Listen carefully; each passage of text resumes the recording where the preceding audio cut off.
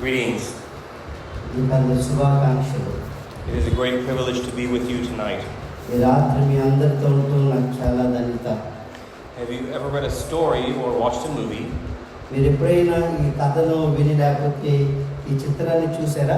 and you didn't realize until the end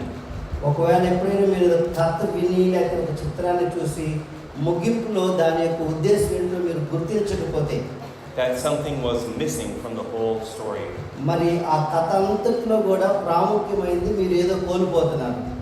Well, I want to tell you tonight about a part of the Bible that many people don't understand and that is missing from many stories.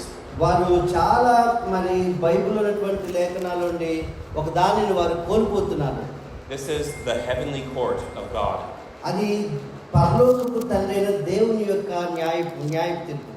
We see this even in the beginning of the Bible when God says, "Let us make man."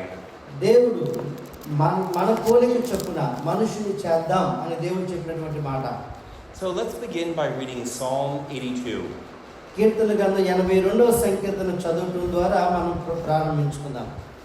Okay, who would like to read Psalm 82? It's short.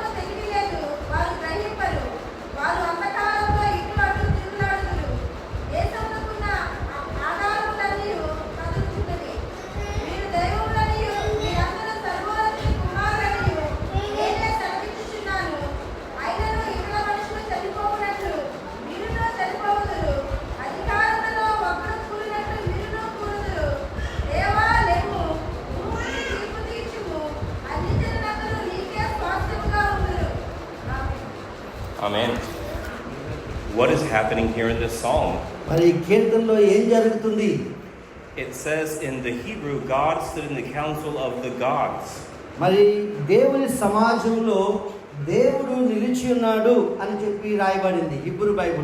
But we are Christians. We don't believe in many gods, we believe in one God. So what does this mean? Well, the newer translations are a bit better.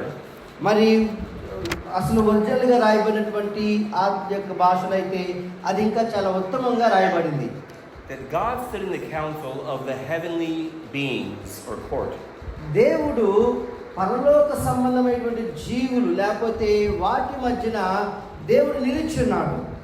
Now I live in Spain. Have you been there?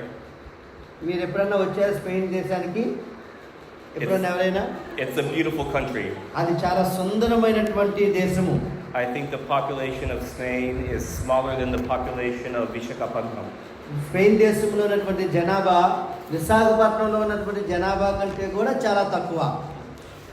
Spain has a king. He does not actually have a lot of political power. His name is Philip. Felipe in Spanish. But you never see a photo of Philip, King Philip, alone.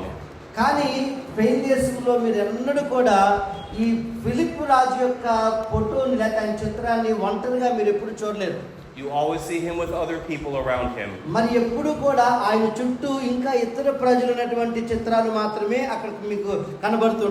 Maybe the security. Maybe his counselors. Maybe his ministers. And here we have the same vision of God. దేవుని సమాజంలో అంటే దేవునితో కూడా కలిసి ఉన్నటువంటి, అంటే ఆయనతో సమానులు కాదు, ఆయన పక్షంగా పనిచేసేవారైతే ఆయన సేవకుల మధ్యలో ఆయన నిలుచున్నాడు. So God is standing with his heavenly court. కాబట్టి దేవుడు ఇక్కడ పరలోకపు సమూహముల మధ్య ఆయన నిలుచున్నాడు. But there is a problem. కానీ అక్కడ ఒక సమస్య ఉంది. What is the problem that we read about here? మరి ఇక్కడ మనం చదివినటువంటి ఈ లేఖనంలో ఉన్నటువంటి సమస్య ఏమిటి? It's a genuine question. Go ahead and read it again. మరి మిమ్మల్ని ఒక యథార్థమైనటువంటి ప్రశ్న. ఒకవేళ మీకు అర్థం కాకపోతే మళ్ళీ చదవండి.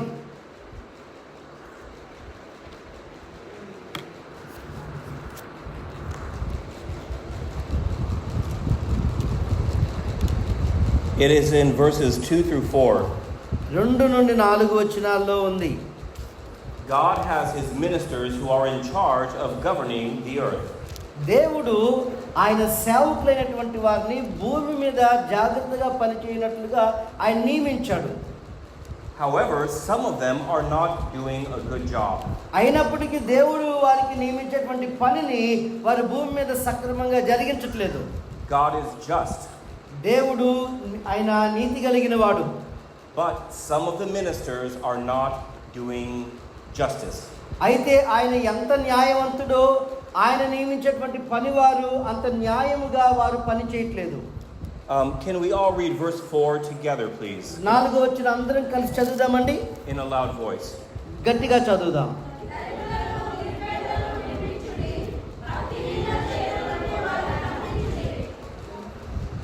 Yes. This is the problem. మరి ఇక్కడ కనబడుతున్నటువంటి సమస్య ఇదే. The weak and the needy. చూడండి, ఇక్కడ బలహీనులు లేకపోతే అవసరతలో ఉన్నటువంటి వారు. But some of the ministers in God's court are not being righteous. మరి దేవుని యొక్క సమాజంలో ఉన్నటువంటి వీరు కొంతమంది నీతిగా వారు పనిచేయటం లేదు. They look at the weak and the needy and they think these people do not matter. చూడండి, వారు బలహీనులను లేకపోతే అవసరతలో ఉన్నటువంటి వారిని చూస్తున్నారు కానీ వారి పట్ల వారి శ్రద్ధ నిలపటం లేదు. Will God accept this? దేవుడు దానిని అంగీకరిస్తాడా? Absolutely not. ఖచ్చితంగా దాన్ని ఆయన అంగీకరించడు. So he says to them, you will surely die like men. కాబట్టి ఆయన ఏమంటాడంటే మనుషుల్లాగా మీరు కూడా చనిపోతారు. It is like someone who is an important man in the government and he is lowered in his rank. మరి అంటే దాని అర్థం ఏంటంటే వారు చనిపోతారు కదా, కానీ ఒక ఉన్నత స్థితిలో ఉన్నటువంటి వారు వారి యొక్క స్థితిని కోల్పోయి ఒక తక్కువ స్థితిలోనికి వచ్చేస్తున్నారు. Or imagine a general in the army and they say, no, we are going to lower you. లేకపోతే ఉదాహరణకి ఒక సైనిక అధికారి అయినటువంటి ఒక వ్యక్తి ఒక సామాన్యమైనటువంటి సైనికుల్లాగా మారిపోయాడు. So we learn something about the court of God. కాబట్టి ఇక్కడ దేవుడు తీర్పు తీర్చేటువంటి సమాజంలో కొన్ని విషయాలు మనం నేర్చుకుంటున్నాం. That God is interested in justice for the weak and the needy. దేవుడు ఎన్నడూ కూడా దరిద్రులు లేకపోతే బలహీనమైనటువంటి వారి విషయంలో అన్యాయం జరుగుతుంటే చూస్తూ ఊరుకోడు. And then at the end is the prayer of the people of Israel. ఆ తర్వాత ఇశ్రాయేలీయులు చేసేటువంటి ప్రార్థన మనకి ఇక్కడ కనబడుతుంది ముగింపులో. Arise, O God. దేవా మీరు లేవండి. Judge the earth. భూమికి తీర్పు తీర్చండి. For you shall inherit all the nations. ఎందుకంటే అన్యజనులందరినీ నీవే స్వాస్థ్యముగా కలిగి ఉన్నావు. Isn't this our prayer today? ఇది మన ప్రార్థన ఈ రాత్రికాల సమయంలో. Arise, O God. ప్రభువా మీరు లేండి. Look at the poor and the needy. ఇదిగో దరిద్రులను అవసరతలో ఉన్నటువంటి వారిని మీరు దృష్టించండి. Show your justice in our days. మరి మా దినములలోనే మీరు న్యాయము తీర్చండి. The nations of the earth do not belong to these other heavenly beings. మరి ఈ యొక్క భూమి మీద ఉన్నటువంటి రాజ్యములు లేదా ప్రజలు ఈ వీరికి చెందినటువంటి వారు కాదు. The nations belong to you. అయితే భూమి మీద ఉన్నటువంటి జనాలందరూ కూడా నీ స్వాస్థ్యము లేకపోతే నీ సొత్తు అయి ఉన్నారు. Now this is a very important word in the Bible, nations or peoples. మరి పరిశుద్ధ గ్రంథంలో జనములు లేకపోతే ప్రజలు అనేటటువంటి మాట చాలా ప్రాముఖ్యమైంది. When you think of this word, what are some Bible verses that come to your mind? The peoples or the nations of the earth? మరి జనములు లేకపోతే ప్రజలు అనేటటువంటి ఈ మాటను మీరు చదివినప్పుడు బైబిల్ గ్రంథంలో మీకు ఇంకా ఇతర భాగాలు లేకపోతే దాని గురించి చెప్పినటువంటి ఇతర లేఖన భాగాలు ఏమైనా మీకు గుర్తొస్తున్నాయా? It's an honest question. I want to know. నేను మిమ్మల్ని అడుగుతున్నటువంటి ఒక ప్రశ్న మీకు ఏదైనా గుర్తొస్తుందా? గుర్తొస్తే చెప్పండి అనొద్దు. Blessed are those who God is their God. Blessed is the nation whose the Jehovah Lord is is their their God. God. Yes, okay, very good. చాలా మంచి సమాధానం. So some nations are more blessed. కొన్ని దేశాలు లేకపోతే కొంతమంది ప్రజలు బాగా దీవించబడ్డారు. Not because they are powerful. వారు ఎంతో శక్తి కలిగిన వారని కాదు. Not because they are big. లేకపోతే Big. వారేదో ఉన్నత దేవుడు లేకపోతే పెద్దవారని కాదు. But because the Lord is their God. అయితే యెహోవా వారికి దేవుడు కాబట్టి వారు దీవించబడ్డారు. Good. What else? Other verses in the Bible. ఇంకా ఈ ప్రజలు లేకపోతే రాజ్యములు దేశము అనేటువంటి దాంట్లో ఇంకా మీ దానికి సంబంధించినటువంటి అనుకూలమైనటువంటి మాటలు బైబిల్ గ్రంథంలో మీకు ఎక్కడైనా కనపడుతున్నాయా? ఏంటి మీకు ఏది గుర్తు రావట్లేదా? Go it the all nations. Go it the all nations అని Matthew 28. Yes, Matthew chapter 28. Okay, go ahead and say the verse in మీరు సమస్త జనులు మీరు భూదిగంతముల వరకు వెళ్ళి సువార్తను ప్రకటించండి, సమస్త జనులను శిష్యులుగా చేయాలని చెప్పి మత్తయి 28:18 నుండి రాయబడింది. After the resurrection, యేసుక్రీస్తు పునరుద్ధానం తర్వాత he says, all authority in heaven and earth has been given to me. పరలోకమందును భూమి మీద కూడా నాకు సమస్తమైన అధికారం ఇవ్వబడింది. Therefore, కాబట్టి go into all the world, మీరు సమస్త సృష్టికి వెళ్ళండి, make disciple of all the nations, సమస్త జనులను శిష్యులుగా చేయండి, baptizing them in the name of the Father and the Son and the Holy Spirit, తండ్రి యొక్క కుమారుని యొక్క పరిశుద్ధాత్మ యొక్క నామములోనికి వారికి బాప్తిస్మం ఇవ్వండి, teaching them to obey everything that I have taught you. నేను మీకు ఏ విషయాలైతే బోధించానో వాటిని వారు గైకొనాలని విధేయత చూపించాలని వారికి నేర్పించండి. If you do this, I will be with you forever. మీరు కానీ దీన్ని చేసినట్లయితే ఇదిగో మీ యుగ సమాప్తి వరకు లేకపోతే సదాకాలం నేను మీతో కూడా ఉన్నాను అన్నాడు ప్రభు. So we see that the heavenly court is interested in the nations. కాబట్టి మనం చూసినట్లయితే పరలోకపు సమూహములు భూమి మీద ఉన్నటువంటి ప్రజల విషయాల్లో కొంత ఆసక్తిని మనం చూస్తున్నాం. Now let's go ahead and look at another passage in the Bible about the heavenly court. మరి పరలోకపు సమూహములు అయితే సమాజముల గురించి పరిశుద్ధ గ్రంథంలో రాయబడినటువంటి మరొక లేఖన భాగం చూద్దాం. Isaiah 6. యెషయా గ్రంథము 6వ అధ్యాయము.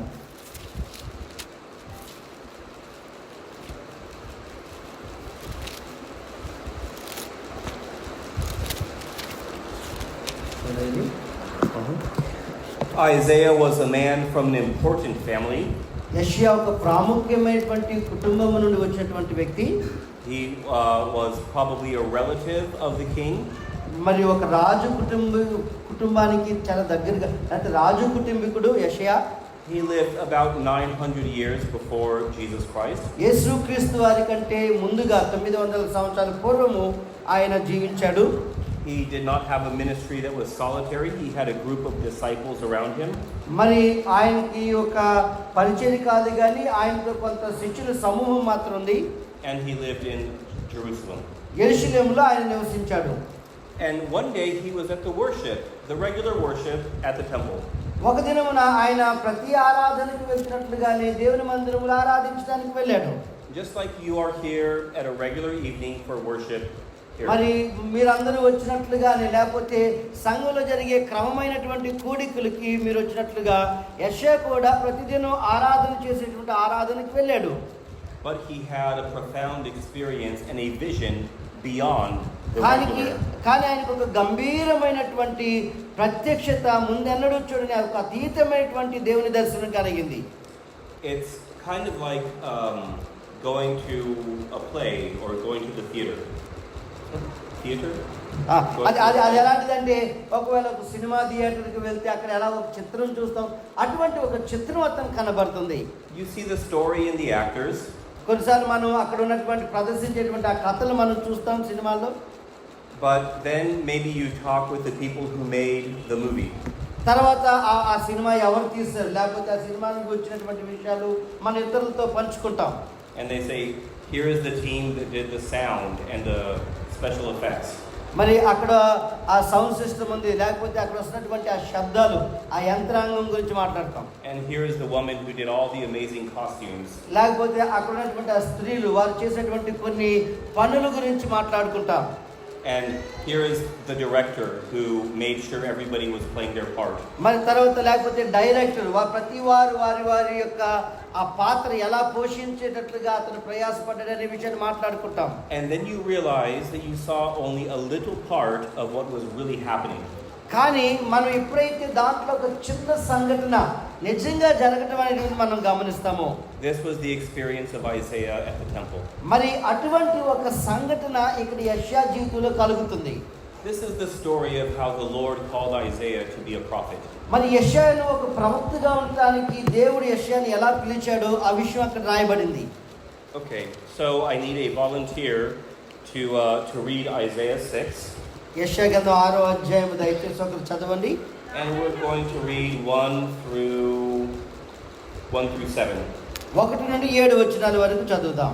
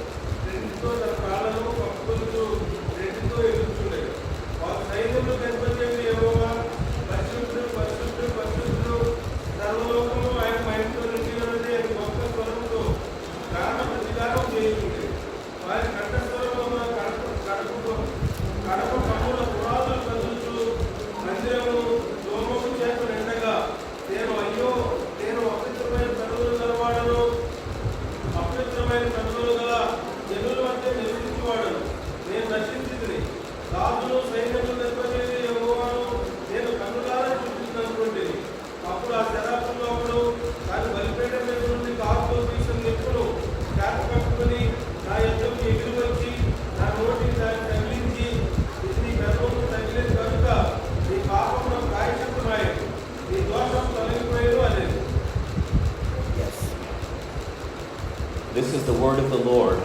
ఇది దేవుని వాక్యమై ఉంది. In the year that King Uzziah died is the beginning of the story. మరి ఈ యొక్క అధ్యాయం ప్రారంభంలో ఉజ్జియా మృతి చెందినటువంటి సంవత్సరంతో ప్రారంభమవుతుంది. So let me ask, when the main leader of a country dies, is this usually a safe time or a dangerous time? ఒక ప్రశ్న అడగనివ్వండి. ఒక దేశాధిపతి చనిపోయాడు అనుకోండి, ఆ దేశంలో పరిస్థితులు ఎలా ఉంటాయి? భద్రంగా క్షేమంగా ఉంటాయా, లేకపోతే అభద్రతగా ఉంటాయా? Especially in a monarchy, they did not vote for or elect a prime minister or president. మరి ముఖ్యంగా రాజరికపు పరిపాలన ఉన్నటువంటి కాలంలో వారు మంత్రులను వీరందరి మీద ఆధారపడేవారు కాదు. రాజే ప్రాముఖ్యమైనటువంటి వాడు. So right here we are learning that this is a difficult and dangerous time for the kingdom of Judah. కాబట్టి ఇక్కడ యోధా రాజ్యంలో ఇది చాలా క్లిష్టమైనటువంటి కష్టమైనటువంటి పరిస్థితి. రాజు చనిపోయాడు. And Isaiah, though he's there at the temple with many other people, he sees something again beyond the surface. మరి అయితే యెషయా ఇతరుల ప్రజలతో కూడా దేవుని ఆరాధించడం దేవుని మందిరానికి వెళ్ళాడు, కానీ మరి అతడు ఎప్పుడు చూసేదానికంటే కూడా అతీతమైనటువంటి ఒక ప్రత్యక్షత లేకపోతే దర్శనాన్ని చూస్తున్నాడు. And for the Hebrew people, they would call the Ark of the Covenant the footstool of God. మరి హెబ్రీ ప్రజలు ఏం చేసేవారంటే, ఈ హెబ్రీలు దేవుని మందసాన్ని వారు దేవుని యొక్క పాదపీఠంగా వారు చెప్పేవారు. The idea is that God is in his heavenly court and his feet are there in the దేవుడు temple. ఆకాశమందు సింహాసనాసీనుడై ఉన్నాడు, ఈ యొక్క మందసము ఆయన పాదపీఠముగా వారు అభివర్ణిస్తూ ఉండేవారు. We don't usually think about God like this anymore, but this is how they thought back then. మనం ఎప్పుడు దేవుణ్ణి ఇలాగ మనము ఊహించుకోలేక ఆలోచించు, కానీ హెబ్రీలు అయితే ఆ రీతిగా దేవుణ్ణి వారు అభివర్ణిస్తుంటారు, ఊహించుకొని ఆకాశముందు ఆయన ఆసీనుడై ఉన్నాడు. ఆయన పాదపీఠము ఆ మందసం ఉన్నటువంటి స్థలముగా వారు దేవుని స్తుతించేవాళ్ళు. And the temple for them was the meeting place of heaven and earth. మందిరం అయితే వారికి దేవునిని కలుసుకునేటువంటి ఒక స్థలము. And this is why, of course, Jesus can say that his body is the temple. అందుకని యేసుక్రీస్తు వారు అన్నారు ఆయన దేహము నిజమైనటువంటి ఆలయము, దేవుని ఆలయం అని. The disciples said, "Look at this beautiful building."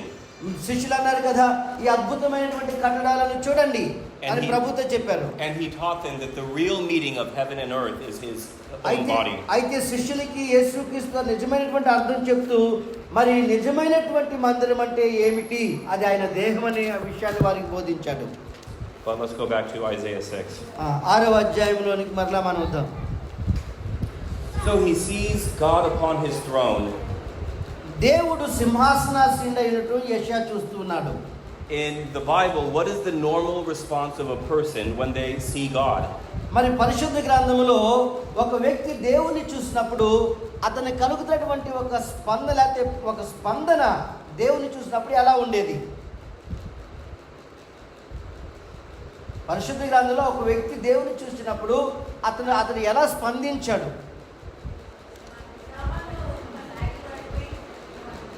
John, he felt before the Apostle John in Revelation. Yes, usually people are afraid. ప్రజలు భయపడ్డారు దేవుని చూసినప్పుడు. And Isaiah will say later, woe to me, I have seen God. యెషయా కూడా తర్వాత అన్నాడు, అయ్యో నేను నశించితిని, నేను దేవుని చూశాను అని అన్నాడు. But just like Psalm 82, God is in his heavenly court. మరి అనేక మంది దేవుని సమాజములో ఉన్న ప్రభువుని వారు దర్శించినప్పుడు and above him stood the seraphim. ఆయనకి పైగా సెరాపులు ఉన్నారు. What does this word mean? మరి ఈ యొక్క వాక్య భాగపు అర్థం ఏంటి? Some people say these are angels. కొంతమంది ఏమనంటే వీరు దేవుని దూతలు అంటున్నారు. No. వారు దూతలు కాదు. There are many different types of creatures in the heavenly kingdom.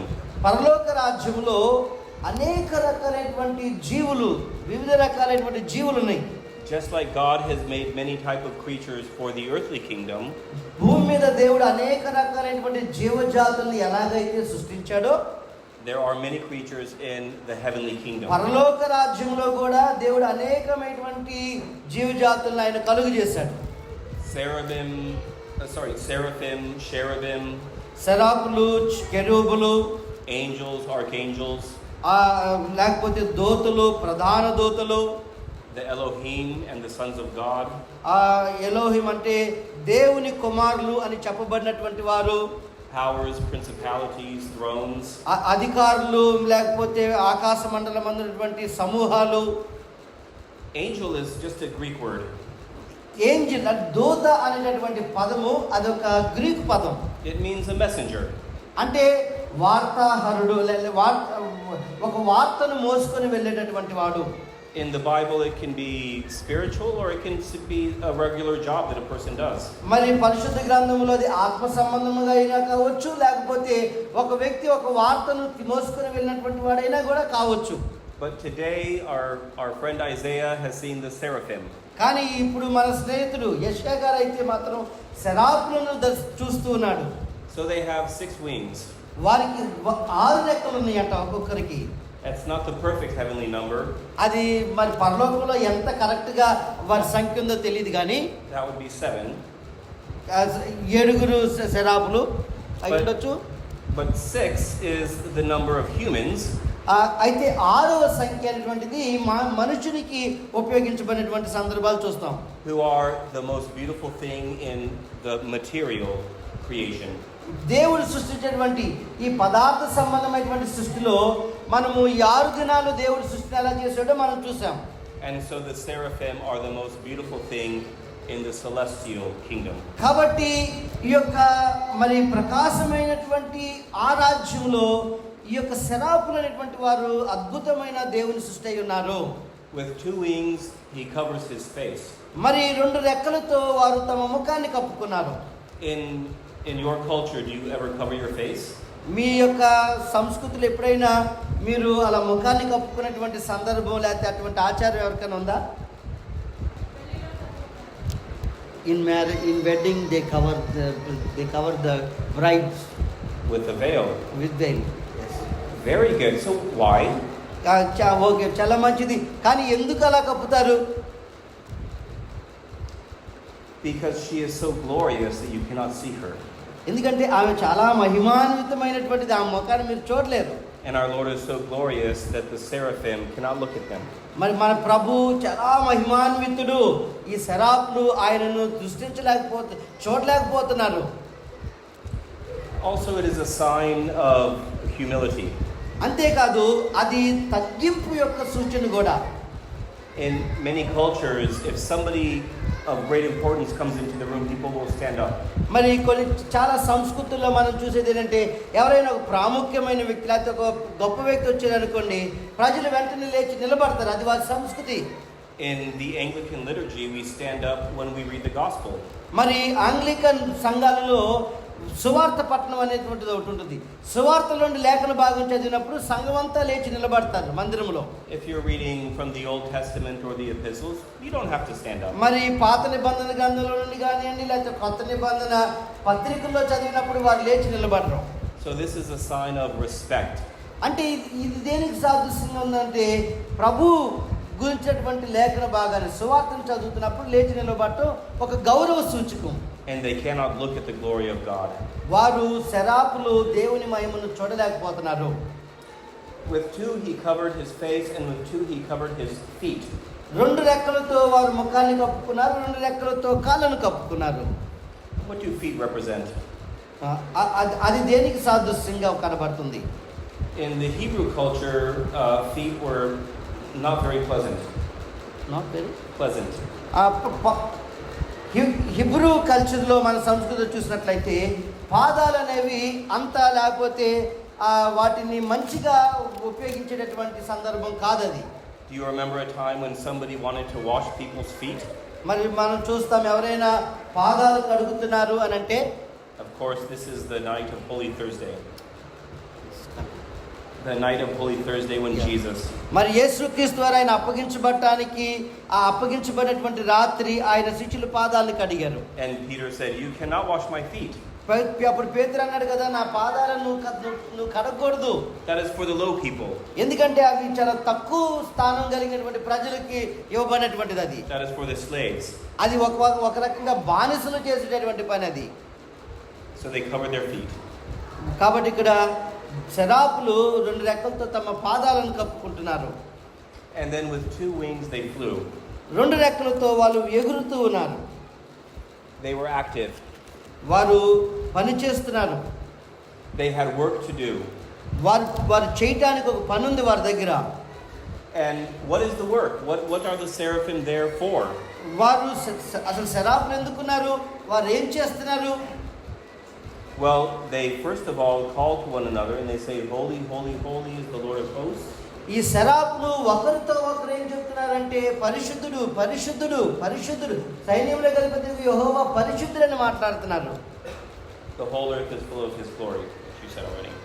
సర్వలోకము ఆయన మహిమతో నింపబడి ఉంది అని చెప్తున్నారు. Is this true? అది నిజమేనండి. We can believe it in a theological or religious way. ఒక వేదాంత పరంగా లేకపోతే మరొక రకంగా దాన్ని మనం నమ్మొచ్చేమో. When you see how the people of God are treated every day, do you think the glory of God is all మరి మనం around? చదివినప్పుడు బైబిల్లో అలా ఉంది కాబట్టి సర్వభూమి ఆయన మహిమతో నింపబడి ఉందని మనం నమ్ముతున్నాం. కానీ మన చుట్టుపక్కల పరిస్థితులు చూసినప్పుడు, అయితే సంఘము ఈరోజు ఎలా ట్రీట్ చేయబడుతుంది, ఈ పరిస్థితులు మనం చూసినప్పుడు దేవుని మహిమ మనకు కనబడుతుందా? Is India full of the glory of God? భారతదేశము దేవుని మహిమతో నింపబడింది. Is Andhra Pradesh full of the glory of God? Andhra Pradesh దేవుని మహిమతో నింపబడింది. So again, we have the reality, వాస్తవానికి మనం చూస్తే, but it is beyond our vision today. ఈరోజు మనం ఏదైతే చూస్తున్నామో దానికి అతీతముగా కనబడుతుంది. Today, Jesus Christ is the Lord of Lords ఈరోజు యేసుక్రీస్తు వారు ప్రభువులకు ప్రభువు, and the King of Kings. రాజులకు రాజు. There is no prime minister or president or king who is above him. ఆయనకు పైగా ఏ ప్రధానమంత్రులో మంత్రుల్లో లేకపోతే మరొకరు లేరు. but we live in an in-between time. మనము చాలా దగ్గర సమయాల్లో మనం నివసిస్తున్నాము. Do you remember the parable when a man had to go far away to be named king? మరి మనం పరిశుద్ధ గ్రంథంలో ఒక ఉపమానాన్ని చూస్తాము. ఒక రాజు దూర దేశం వెళ్తాడు. In the first century, this was normal. మరి మొదటి శతాబ్దంలో అది ఒక సామాన్యమైన విషయం. A man would have to go from Palestine all the way to Rome. మరి ఒక వ్యక్తి ఈ యొక్క పాలస్తీనా నుండి రోమా నగరానికి మరి సుదూరమైనటువంటి ప్రయాణం చేయాలి. And it could take months. అది ఒక్కోసారి నెలలతో కూడినటువంటి ప్రయాణం అది. And if the emperor said, yes, you can be king, then he would come back. ఒకవేళ అక్కడ ఉన్నటువంటి చక్రవర్తి నువ్వు రాజుగా ఉండొచ్చు అని ఆయన చెప్పారు అనుకోండి, అక్కడ ఆయన వెనక్కి తిరిగి రావచ్చు. But our Lord knows that we are waiting. కానీ మన ప్రభువు తెలుసు మనం ఎదురు చూస్తున్నామని. And this is why we pray, thy kingdom come, your will be done. మనం కూడా అదే ప్రార్థన చేస్తున్నాం, నీ రాజ్యం వచ్చును గాక, నీ చిత్తము జరుగును గాక అని. And he has chosen us to be his servants. ఆయన తన సేవకులుగా ఉండటానికి ఆయన మనల్ని ఏర్పరచుకుని ఉన్నాడు. His sons and his daughters. ఆయనకు కుమారులుగా కుమార్తెలుగా ఉండటానికి ఏర్పరచుకుని ఉన్నాడు. So that we can point to this kingdom for people who do not know him. మరి ఆయన రాజ్యం గురించి ఎవరికైతే తెలియదు వారికి ఈ రాజ్యాన్ని గురించి మనము వారికి చెప్పడానికి ఆయన మనల్ని ఏర్పరచుకుని ఉన్నాడు. Verse 4 says, the foundations of the threshold shook at the voice of him who called. మరి వారి కంఠస్వరం ఉన్న గడపకముల పునాదులు కదులుతూ ఉన్నాయి అని చెప్పి 4వ వచనంలో మనం చూస్తాం. And I said, woe is me, for I am lost. I am a man of unclean lips, and I dwell in the midst of a people of unclean lips, for my eyes have seen the King, the Lord of hosts. అప్పుడు యెషయా అన్నాడు, అయ్యో నేను అపవిత్రమైన పెదవులు గలవాడును, అపవిత్రమైన పెదవులు గల జనుల మధ్య నివసించున్నాను. నేను నశించి తిని రాజును సైన్యములకు అధిపతి యెహోవాను నేను కనులారా చూచి తిని అనుకొనెను. This is what any good Hebrew person would do. మరి ఒక హెబ్రీయుడు సామాన్యంగా చేయగలిగినటువంటి ప్రార్థన లేకపోతే ఒప్పుకోలు ఇది. You remember the story about Jacob wrestling with the man? మరి మీకు యాకోబు దేవునితో పెనుగులాడేటటువంటి ఆ సందర్భం గుర్తుందా? And then the sun was going to come up and the man said, I must leave. మరి ఎప్పుడైతే సూర్యోదయం సమయం కావచ్చిందో ఆయన అన్నాడు కదా, ఆ మనుషుడు అన్నాడు, యాకోబుతో పెనుగులాడిన మనుషుడు, నేను సమయం అవుతుంది, నేను వెళ్ళనివ్వని. Because he knew that if Jacob saw him, he would die. ఎందుకంటే యాకోబుగా ఆయన చూస్తే యాకోబు చనిపోతాడు తెలుసు దేవునికి. We are called to be like Isaiah. మనము యెషయాలాగా ఉండటానికి పిలువబడ్డాం. He says, I am a man of unclean lips. నేను అపవిత్రమైనటువంటి వ్యక్తిని. And I come from a people of unclean lips. అపవిత్రమైన ప్రజలు కలిగినటువంటి అపవిత్రమైన పెదవులు కలిగినటువంటి ప్రజల మధ్య నుండి నేను వచ్చాను. Some people think the work of the prophet like Isaiah is to tell you the future. కొంతమంది ఏమనుకుంటారంటే ఒక ప్రవక్త అయినటువంటి యెషయా పని ఏమిటంటే భవిష్యత్తులో ఏం జరగబోతుందో అది చెప్పటమే అని అనుకుంటారు. They do this sometimes, but it is not the main role. ఒక్కోసారి యెషయా భవిష్యత్ విషయాలను ప్రవచించుండొచ్చేమో, కానీ యెషయా యొక్క ప్రాముఖ్యమైనటువంటి పని అది కాదు. The main role of the prophet is to call the people of God to be faithful to their covenant. మరి ఒక ప్రవక్త యొక్క ముఖ్యమైన పని ఏమిటంటే ప్రజలు దేవునితో చేసుకున్నటువంటి నిబంధనలో వారు నిలిచి ఉండాలని వారికి పిలుపునివ్వటమే. And the second thing is to intercede for the people. రెండవ విషయం ఏంటంటే ప్రజల కొరకు విజ్ఞాపన చేయటం ఒక ప్రవక్త పని. Do we intercede for our people around us? మన చుట్టూ ఉన్నటువంటి ప్రజల కొరకు మనం దేవుని సన్నిధిలో విజ్ఞాపన చేస్తున్నామా? Do we think about and recognize the sins of our people? మన చుట్టూ ఉన్నటువంటి ప్రజలు ఎటువంటి పాపంలో ఉన్నారో మనం గమనించి దానిని బట్టి దేవుని దగ్గర మనం విజ్ఞాపన చేస్తున్నామా? I was born in the United States. One of the sins of my people in the United States is commercialism. మరి ఆయన అమెరికా దేశంలో పుట్టారు. అమెరికా దేశంలో ఉన్నటువంటి ఆ పాపములలో ఒక ప్రాముఖ్యమైనటువంటిది ఏమిటి అని అంటే వ్యాపారం. We make idols of things that you can buy. మేము పెద్ద పెద్ద విగ్రహాలు లాంటివి చేసి వాటిని నమ్ముకొని బతుకుతుంటాం. I live in Spain. We have been there for almost 10 years. మరి దాదాపుగా 10 సంవత్సరాల నుండి ఆయన స్పెయిన్ దేశంలో నివసిస్తున్నారు.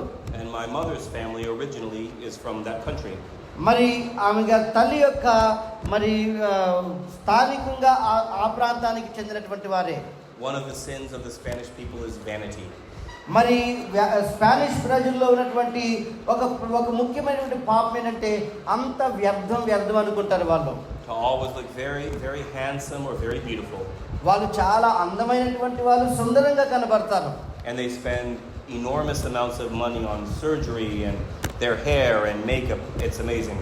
వారి యొక్క అందాన్ని కాపాడుకోవటానికి, లేకపోతే వారి ఆ హెయిర్ కట్ చేసుకోవటానికి, వారి యొక్క శరీరం ఆ సంవత్సరం నిలుపుకోవటానికి వారు ఎంతో డబ్బును వెచ్చిస్తూ ఉంటారు. What are the sins of the people of your city? నేనేమన్నంటే మీరు ఎవరు ఏ ప్రజల మధ్య ఉంటున్నారో ఆ ప్రజలు ఎటువంటి పాపంలో బ్రతుకుతున్నారు, ఎప్పుడైనా వారి గురించి మీరు ఆలోచన చేశారా? Be like Isaiah. ఒక యెషయాలాగా ఉండటానికి ప్రయత్నం చేయండి. He identified with the sins of his people. యెషయా తన ప్రజలు ఎటువంటి పాపంలో నివసిస్తున్నారో దానిని గుర్తించగలిగాడు.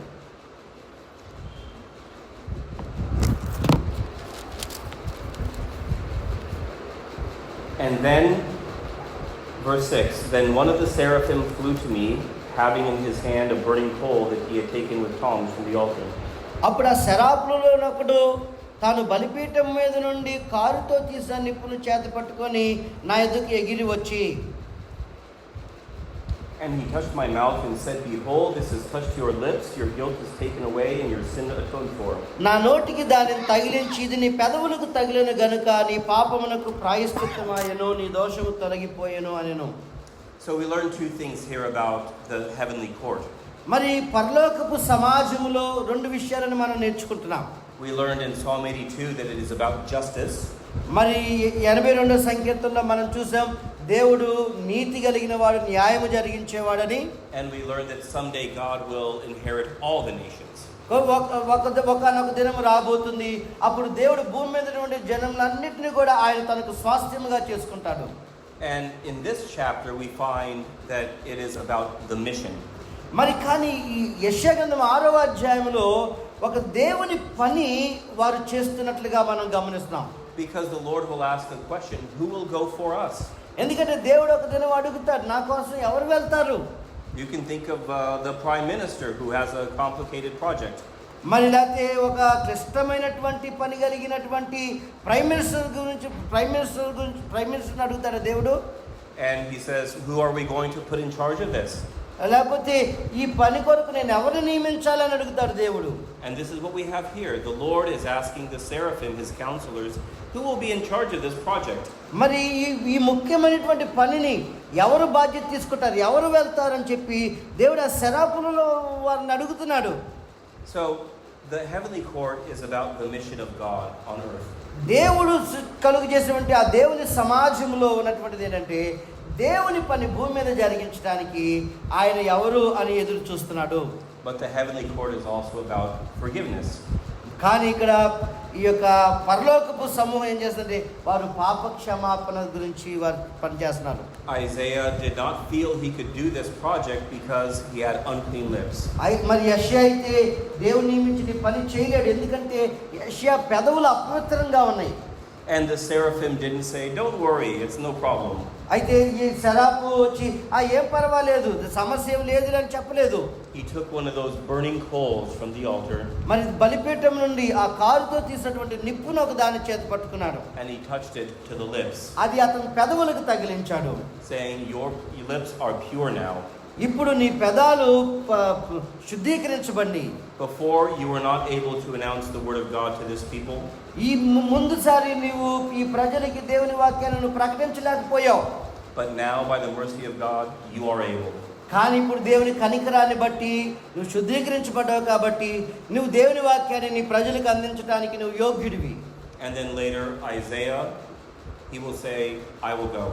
ఆ తర్వాత యెషయా అంటాడు కదా, అయ్యా నేను వెళ్తాను నీ పని కోసం. You can read the rest of chapter 6. ఆ తర్వాత యెషయా గ్రంథం 6వ అధ్యాయంలో ఉన్న మిగిలిన విషయాలు మీరు చూడొచ్చు ఇంటికి వెళ్ళి. Should we keep going or how much more time do we have? It's actually it's closing time. It's closing time. Well, I hope that you have enjoyed this tour of the heavenly kingdom. మరి ముగించుకుందామండి, మిమ్మల్ని కూడా మాట్లాడుతుంది. ముగించుకుందామా? Okay, మీరు మౌనంగా ఉన్నారంటే అర్థమైంది. ఇక్కడ దేవుని సమాజంలో జరుగుతున్నటువంటి రెండు పనులను మనం గమనించాం. We have looked at only 2 passages. రెండు లేఖన భాగాలను మాత్రమే మనం పరిశీలన చేసాం. Let me close with one little story that is not very well known. మరి అది అంత ప్రాచుర్యం పొందింది కాదు, కానీ ఒక చిన్న కథను మీకు చెప్తాను. Once there was a prophet, ఒకసారి ఒక ప్రవక్త ఉన్నాడు ఒక చోట. and he had his helper, his assistant with him. ఆయనకు ఒక సేవకుడు ఆయనకి పరిచయం చేస్తున్నాడు. And everybody was worried because they thought that the city would be attacked and destroyed.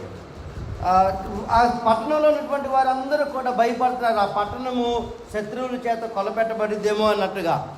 But the prophet said, "Don't worry. అయితే ప్రవక్త ఏమనంటే మీరేం భయపడాల్సిన అవసరం లేదు. The Lord of hosts is on our side. సైన్యములకు అధిపతి దేవుడు మన పక్షంగా ఉన్నాడు. The Lord of the heavenly armies. పరలోక సైన్య సమూహాలకు అధిపతి అయినటువంటి దేవుడు. The heavenly court has armies, yes. దేవుని సమాజములో దేవుడు ఎలాగైతే ఆయన గొప్పవాడుగా నిలబడ్డాడు ఆ దేవుడు. And he said to his helper, "Look out." మరి ఆ పరిచారకుని పిలిచి అన్నాడు కదా, చూడు, నీ కళ్ళు తెరిచి చూడు. And then finally the servant, the helper, was able to see the armies of the Lord. మరి చివరిగా ఆ పరిచారకుడు వారి చుట్టూ ఉన్నటువంటి దేవుని సమూహము వారిని ఎలా భద్రపరుస్తుందో చూడగలిగాడు. So I want to end with this word of encouragement. కాబట్టి ఈ యొక్క ప్రోత్సాహకరమైనటువంటి మాటతో నేను ముగించాలనుకుంటున్నాను. It does not look like India is full of the glory of God, or Spain, or the USA.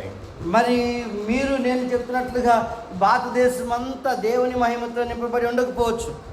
But we are called and we are invited కానీ మనం పిలువబడ్డాము, ఆహ్వానించబడ్డాం. to be like Isaiah and to proclaim God's word to the people. దేవుని వాక్యాన్ని ప్రజలకు మనం పంచుకోవటానికి, వారికి మనం చెప్పటానికి దేవుని చేత పిలువబడి ఆహ్వానించబడ్డాం.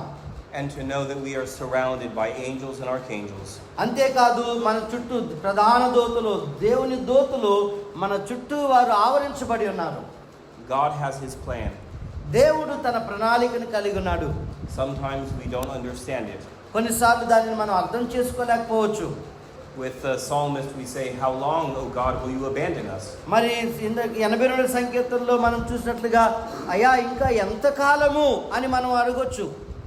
But we are surrounded by a great company of witnesses. కానీ మనము ఒక గొప్ప సాక్షి సమూహము చేత ఆవరించబడి ఉన్నాం. So let us not lose heart. కాబట్టి మనం ఎన్నడూ ధైర్యం విడిచిపెట్టొద్దు. As our Lord said, "Do not fear." ప్రభు మనతో చెప్పినట్లుగా భయపడకుడి అని ప్రభు మనతో చెప్పినట్లుగా Be filled with the power of the Holy Spirit పరిశుద్ధాత్మ శక్తి చేత నింపబడి ఉందాం. to proclaim the justice and the gospel to your people. దేవుని యొక్క న్యాయమైన తీర్పును, సువార్తను ప్రకటించడానికి ఎప్పుడు సంసిద్ధులుగా ఉందాం. In the name of the Father, the Son, and the Holy Spirit. తండ్రి, కుమార, పరిశుద్ధాత్మ త్రియేక దేవుని నామములో Amen. ఆమేన్.